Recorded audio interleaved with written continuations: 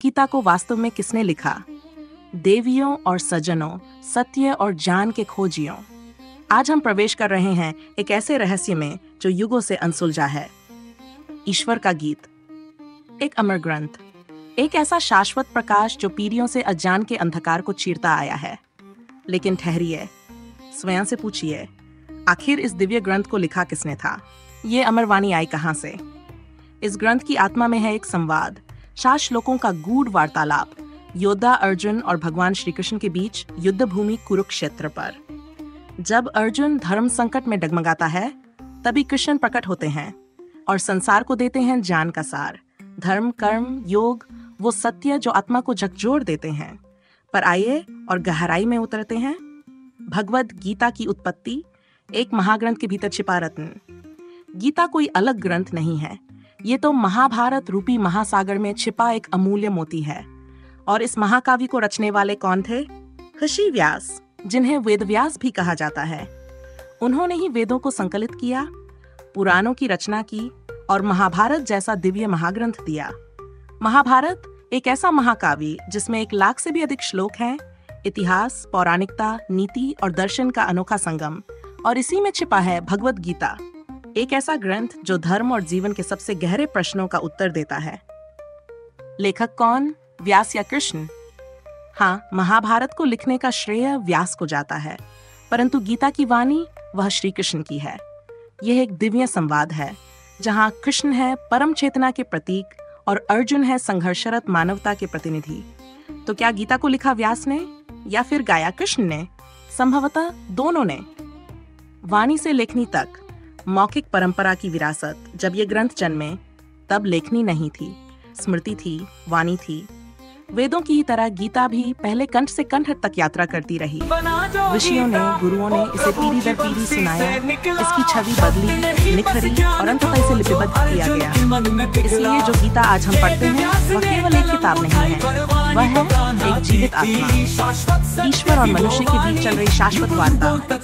समापन। तो अगली बार जब आप गीता खोलें, तो केवल पढ़िए मत, अनुभव कीजिए, कृष्ण की वाणी को सुनिए, अर्जुन की व्याकुलता को महसूस कीजिए और याद रखिए, आप भी उस सनातन संवाद का हिस्सा हैं। मोह माया संशय सब हारे, जब कृष्ण ने जीवन के राज उभारे। योग करो, समता रखो, मन में भक्ति रखो, हर एक जन में जो खुद को जाने वो ही विजेता, उसको ही कहते हैं सच्चा ज्ञानी। गीत बना जो गीता हो स्वर्गिक साज में गाया, रथ की भूमि बना था मंच जहाँ कृष्ण ने जीवन केराया। शब्द नहीं बस सत्य था वो जो वेद व्यास ने पाया, प्रश्नों से भरे इस जीवन को उस गीत ने राह दिखाया।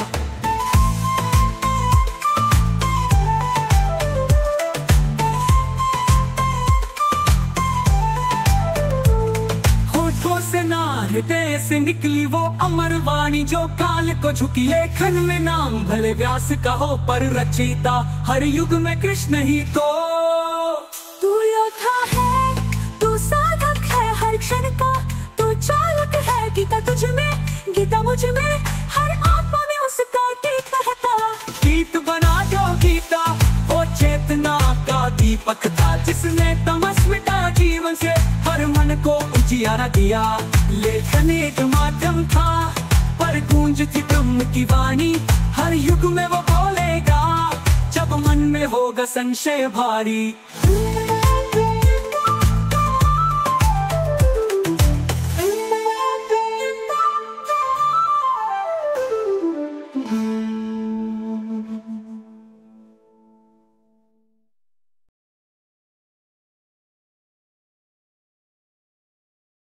गीत बना गीता, बना जो गीता, या आत्मक या आध्यात्मिक भाव में। कुरुक्षेत्र की धरती बोली, धर्म अधर्म की रेखा डोली, रथ पे सवार प्रभु श्री कृष्ण अर्जुन से बोले वाणी होली। ना तू शरीर है ना तू प्राणी, तू आत्मा है अमर कहानी। कर्म कर फल की चिंता छोड़, यही है गीता की जुबानी।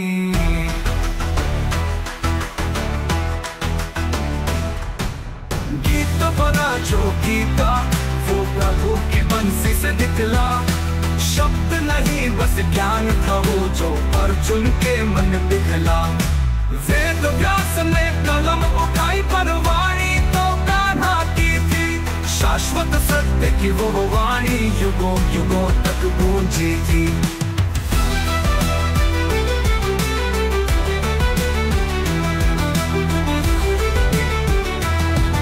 न युद्ध की थी केवल बात थी जीवन की हर बात। मोह माया संशय सब हारे जब कृष्ण ने जीवन के राज उखाड़े। योग करो समता रखो मन में भक्ति रखो हर एक जन में। जो खुद को जाने वो ही विजेता उसको ही कहते हैं सच्चा ज्ञानी।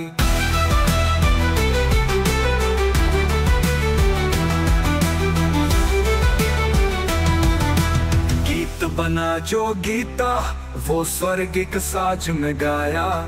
रथ की भूमि बना था मंच जहाँ खुद ईश्वर मुस्काया।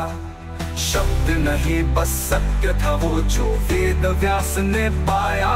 प्रश्नों से भरे इस जीवन को उस गीत ने राह दिखाया। होठों से ना हृदय से निकली वो अमर वाणी जो काल को झुकी। लेखन में नाम भले व्यास कहो पर रचयिता हर युग में कृष्ण ही तो। योद्धा है तू साधक है हर क्षण का तू चालक है।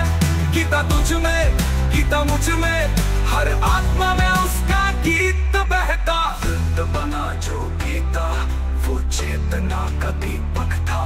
जिसने तमस मिटाया जीवन से हर मन को उजियारा दिया। लेखन एक माध्यम था पर गूंज थी धम्म की वाणी। हर युग में वो बोलेगा जब मन में होगा संशय भारी।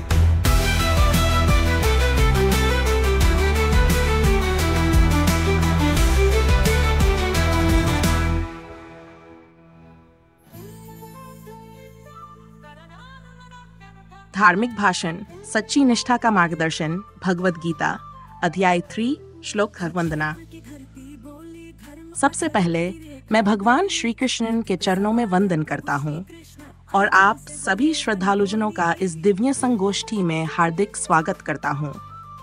आज हम एक अत्यंत महत्वपूर्ण श्लोक पर विचार करेंगे जो हमें सिखाता है कि जीवन में सच्ची निष्ठा, श्रद्धा और कर्तव्य के पालन से मोक्ष कैसे प्राप्त होता है।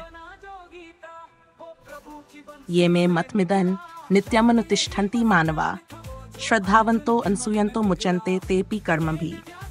जो पुरुष मेरी आज्ञाओं का नित्य पालन करते हैं, श्रद्धा रखते हैं और दोष नहीं निकालते, वे कर्म के बंधनों से मुक्त हो जाते हैं। भावार्थ का विस्तार। इस श्लोक में श्री कृष्ण कहते हैं जो मनुष्य सच्चे मन से, श्रद्धा के साथ और निर्दोष दृष्टि से उनके उपदेशों का पालन करते हैं, वे कर्म के जाल से छूट जाते हैं। यहाँ 3 गुण अत्यंत महत्वपूर्ण हैं। 1. श्रद्धा।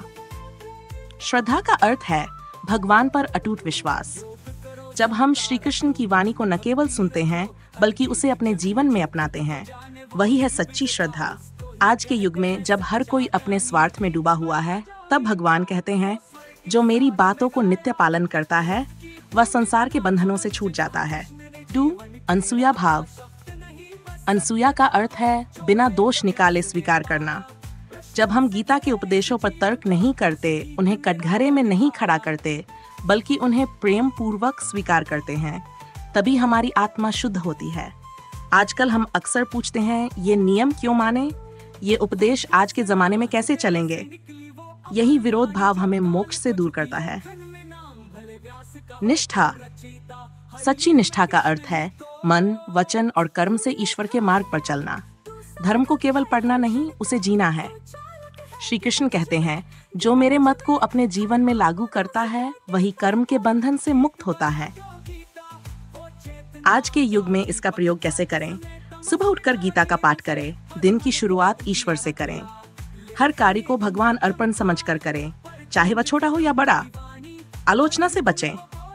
जीवन में जो भी परिस्थितियां आएं, उन्हें ईश्वर की इच्छा मानकर स्वीकार करें। सत्संग, भजन, जप और सेवा में समय बिताएं। यही निष्ठा की वास्तविक परीक्षा है। फल की प्राप्ति।